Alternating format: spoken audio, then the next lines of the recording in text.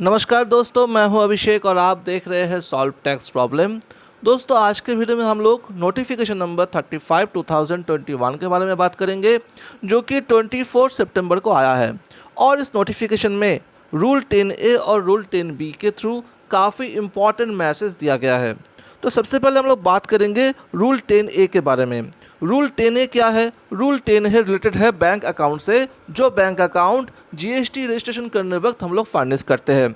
और यहाँ पे जो इम्पोर्टेंट मैसेज दिया गया है वो है कि बैंक अकाउंट जो होगा वो must be in the name of registered person. Registered person जिनके नाम से रजिस्ट्रेशन हो रहा है उनके नाम से होगा, और उनके पैन से वो लिंक्ड भी होना चाहिए।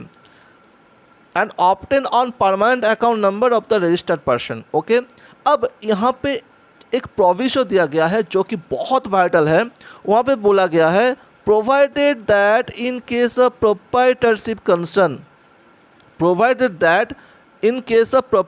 Concern, the permanent account number proprietorship concern के लिए the permanent account number of the proprietor का permanent account number shall also be linked with Aadhaar number of the proprietor का आधार नंबर से लिंक्ड होना चाहिए। इसका मतलब यहाँ पे क्या बोला गया रूल 10A में कि जो बैंक अकाउंट है वो रजिस्टर्ड पर्सन के नाम से होना चाहिए, रजिस्टर्ड पर्सन के परमानेंट अकाउंट से वो बैंक अकाउंट लिंक्ड होना चाहिए, और प्रोप्राइटरशिप कंसर्न के लिए प्रोप्राइटर का पैन आधार से लिंक्ड होना चाहिए। बहुत ही वाइटल मैसेज यहाँ पे दिया गया है इस नोटिफिकेशन के थ्रू। अब दोस्तों यहाँ पे रूल 10B के बारे में बात करेंगे, जो कि आधार ऑथेंटिकेशन फॉर रजिस्टर्ड पर्सन के बारे में बात करता है। तो यहाँ पे एक टेबल दिया गया है पर्पस। इस तीन काम के लिए, तीन बहुत ही इम्पोर्टेंट काम के लिए अभी आधार ऑथेंटिकेशन हो गया है मैंडेटरी। आपको आधार ऑथेंटिकेशन करना ही पड़ेगा। वो कौन सा तीन काम है यहाँ पे? सबसे नंबर 1 काम क्या है? Filing of application for revocation of cancellation of registration. आपका रजिस्ट्रेशन कैंसिल्ड हो गया है, अब आप रिवोकेशन ऑफ एप्लीकेशन करना चाहते हैं, रिवोकेशन के लिए एप्लीकेशन करना चाहते हैं। इसके लिए आपका आधार ऑथेंटिकेशन होना ज़रूरी है। रूल 89 के तहत आप रिफंड का एप्लीकेशन करना चाहते हैं, इसके लिए आपका आधार ऑथेंटिकेशन होना ज़रूरी है। अब आप एक एक्सपोर्टर है, आप गुड्स को एक्सपोर्ट करते हैं, तो जो IGST का अगर रिफ़ंड आपको पाना है रूल 96 के तहत, तो इनके लिए भी आपका आधार ऑथेंटिकेशन होना ज़रूरी है। अब दोस्तों, आधार ऑथेंटिकेशन होगा भी तो किनका? यहाँ पे एक डिटेल्ड लिस्ट दे दिया गया है। वो लिस्ट क्या है? The registered person other than person notified under subsection 6D of section 25। Section 25 में जो सबसेक्शन है 6D, वो पर्सन को छोड़ के यहाँ पे एक लिस्ट दिया गया है, उनको छोड़ के सबका आधार ऑथेंटिकेशन होना पड़ेगा। कौन सा पर्सन है?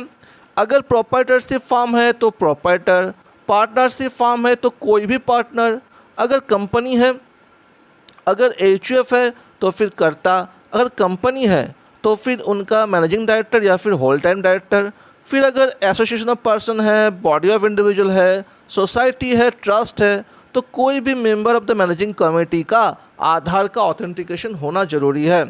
अब दोस्तों यहाँ पे एक सवाल आता है, कोई अगर बोले कि भाई मेरे पास अभी आधार नंबर नहीं है, मेरे पास आधार नंबर नहीं है, या तो मैं अप्लाई किया हूँ या फिर मैं अप्लाई करने वाला हूँ, उस केस में क्या होगा? उस केस में भी गवर्नमेंट आपको कोई भी जगह नहीं छोड़ा है, आप भाग नहीं सकते। यहाँ पे बोला गया है अगर आप आधार का अप्लाई किए हैं तो फिर आधार का एनरोलमेंट ID दीजिए।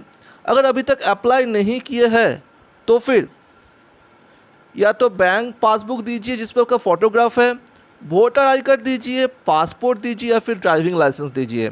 कोई भी एक यहाँ पर डॉक्यूमेंट आपको देना पड़ेगा। उसके बाद जब आपका आधार नंबर आ जाएगा, तो आधार नंबर आने का 30 दिन के अंदर आपको आधार का ऑथेंटिकेशन करना होगा। इसका मतलब आधार ऑथेंटिकेशन आधार ऑथेंटिकेशन से आप बच नहीं सकते, आपको करना ही पड़ेगा दोस्तों। तो ये था बहुत ही इम्पॉर्टेंट मैसेज। दोस्तों, कैसा लगा वीडियो? आशा करता हूँ अच्छा लगा होगा। इम्पॉर्टेंट है, लाइक कीजिएगा, शेयर कीजिएगा और सब्सक्राइब करना, बेल आइकन प्रेस करना एकदम मत भूलिएगा। थैंक यू दोस्तों, आज के लिए इतना ही। Have a nice day.